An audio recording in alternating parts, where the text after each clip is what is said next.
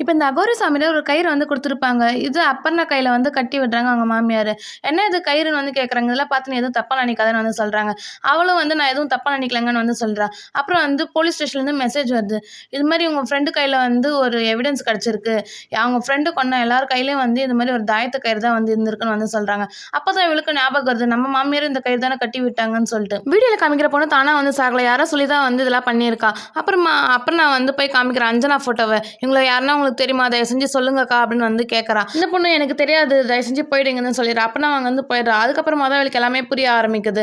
ஏன்ற ஸ்டார்ட்டிங்ல இருக்க பேர தான் பார்த்து இவங்க கொலை பண்றாங்க. எனக்கும் 25 வயசு தான் ஆகுது. ஏதோ மாமியார் பிளான் பண்றாங்கன்னு இந்த பொண்ணு வந்து நினைச்சுக்கிறா. ஆம்புலன்ஸ் வந்ததும் வந்து எல்லாருமே கிளம்பி போயிடுறாங்க. அப்புறமா ஃபார்ம் குடுக்குறாங்க. அப்புறம் வந்து எல்லா ஃபார்மும் வந்து ஃபில் பண்ணி குடுக்குறா. அப்புறம் திடீர்னு ஹாஸ்பிட்டல் வந்து சம்பத்ன்னு வந்து கூப்பிடுறாங்க. சம்பத் கூப்பிட்டோனே வந்து இவ ஷாக் ஆகி பார்க்குறா.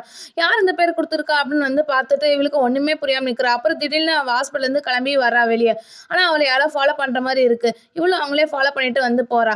அவங்க கையில வந்து ஒரு சீட்டு குடுக்குறாங்க. அந்த சீட்ட எடுத்துட்டு ஒரு அட்ரஸ்க்கு வந்து போறா. பார்த்தா அது பாம்பு பிடிக்கிற வீட்டுக்காரோட அட்ரஸா வந்து இருக்கும். அப்பதான் இவளுக்கு ஞாபகம் இருக்கும். நம்ம வீட்லயும் ஒரு தடவ பாம்பு வந்துச்சுன்னு சொல்லிட்டு ஃபேமிலி ஃபோட்டோ காமிச்சு இவங்க யாருனா உங்கள பாம்பு எத்துன சொன்னாங்கன்னு காமிக்கிறா. பார்த்தா எங்க அக்கா புருஷன் தான் வந்து பாம்பு எடுத்துன்னு வந்து வீட்ல விட்டுருப்பான். எங்க அக்கா புருஷன் மெடிக்கல் சர்டிஃபிகேட்லாம் வந்து எடுத்து பார்க்குறா.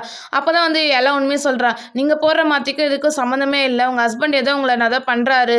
அவரால தான் இப்படி நடக்குது. தயவு செஞ்சு என்ன நடக்குது இந்த வீட்ல? எனக்கு எல்லா உண்மையும் சொல்லுங்க, சொல்லுங்கன்ட்டு" அவளும் கதறி அழுவ ஆரம்பிக்கிறா.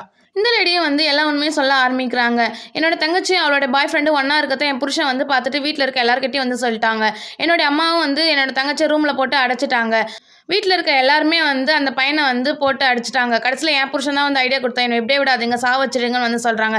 அந்த பையன வந்து சாவச்சு புதைச்சிடுறாங்க. இதெல்லாம் பார்த்து அவ தங்கச்சியும் வந்து தற்கொலை பண்ணி இறந்து போயிடுறா. இதெல்லாம் கேட்டு அபர்ணாக்கு ரொம்பவே பயமா இருக்கு. அப்பதான் அகோரியாண்ட போனாங்க.